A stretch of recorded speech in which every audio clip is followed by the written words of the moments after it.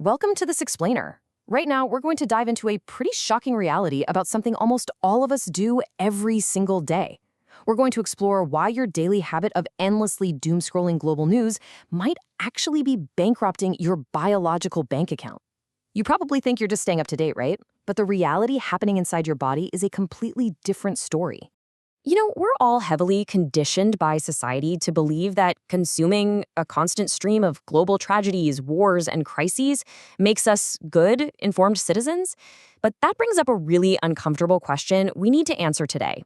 Is reading the news actually informing you, or is it manipulating you? To figure that out, let's take a look at how your brain processes information. Section 1. Your brain on constant alert. So here's your biological glitch. When a news alert about a distant war pops up on your phone, your brain actually doesn't know it's happening thousands of miles away. It reacts exactly as if there was a hungry tiger standing right there in your living room.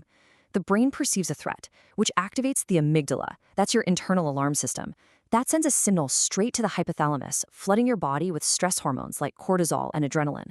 Instantly, your heart rate spikes, your attention narrows, and your energy reserves are mobilized for a fight or flight response. We are basically living in a massive evolutionary mismatch. Think about it. Throughout most of human history, threats were physical and acute, like outrunning a predator. You got a short burst of hormones, you ran, and once you were safe, the hormones dropped and you calmed down. But now, threats are psychological and persistent. We're constantly exposed to 24/7 war coverage and distressing global information. Your body simply is not designed to run a marathon of psychological distress. The alarm literally never turns off. Emeritus Professor Marcenes, whose research forms the foundation of this explainer, points out something fascinating. He says your brain gets involved from a distance, as if the wars were in your own backyard. Even when you're perfectly safe in your home, just trying to wind down and go to sleep, your primitive brain is forced to stay on high alert, entirely convinced that your survival is on the line. Which brings us to Section 2, Fear as Social Control. According to the research, news outlets tend to heavily report tragedies, wars, and negative global news, while largely ignoring positive human developments. Why? Well, because fear is highly profitable. They know our primitive brains are deeply sensitive to danger. Panic and fear capture your attention, and that drives massive profits. They're basically exploiting your basic survival instincts for clicks. But the research suggests it goes way deeper than just money. In sociology, fear is recognized as a very powerful mechanism of social influence. When populations are constantly stressed by global news, a major psychological shift happens. As Professor Marcenes notes, fear forces you to prioritize compliance over critical reflection. You start looking for strong leadership and become highly receptive to authority. The analysis shows that institutions and the media can actually use this fear-based messaging to their advantage. By feeding you endless footage of destroyed cities and extreme consequences, they generate huge levels of stress.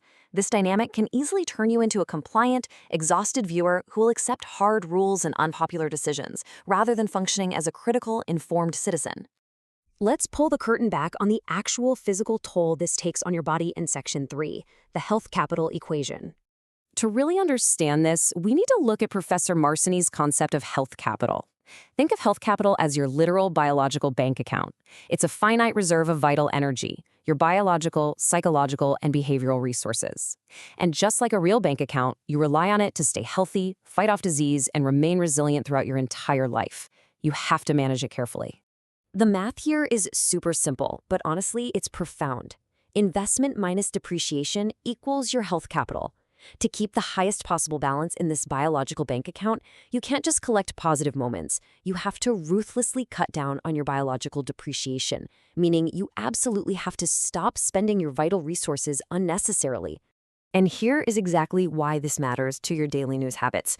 The huge levels of stress and chronic fear generated by reading negative global news acts as a massive, continuous depreciating force. That prolonged hormonal activation literally costs you physically. It disrupts your sleep, impairs your immune function, increases systemic inflammation across your whole body, and leads to behavioral changes like poor diet and physical inactivity. You are continuously draining your biological resources for distant threats you can't even interact with. So how do we fix this?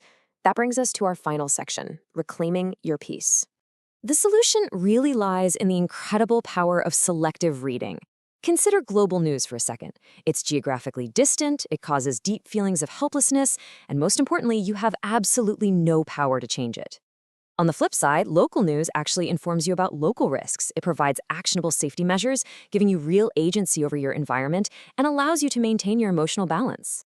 By focusing locally, you completely avoid the emotional fatigue of distant tragedies. Now, you might hear this and think, wait, isn't that just ignorance? Am I alienating myself? Well, not at all. As Professor Marcenis explains, completely avoiding the press's fixation on misery is actually a highly strategic tool to save your health capital. You are simply saving your biological reserves for the moments in your own actual life when you truly need them. It ultimately comes down to this really profound truth.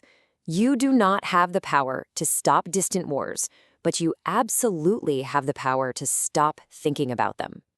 By intentionally stepping away from the endless global news cycle, you eliminate a massive source of unnecessary chronic stress. You protect your biology from being exploited for someone else's profit or political control. So, I want to leave you with this final, vital question to ponder as you decide what information you'll allow into your brain tomorrow. Will you continue to let the media hijack your evolutionary biology, fighting an exhausting digital war in your mind? Or will you choose to opt out, focus on what you can actually control, and take your health back? The choice is entirely yours.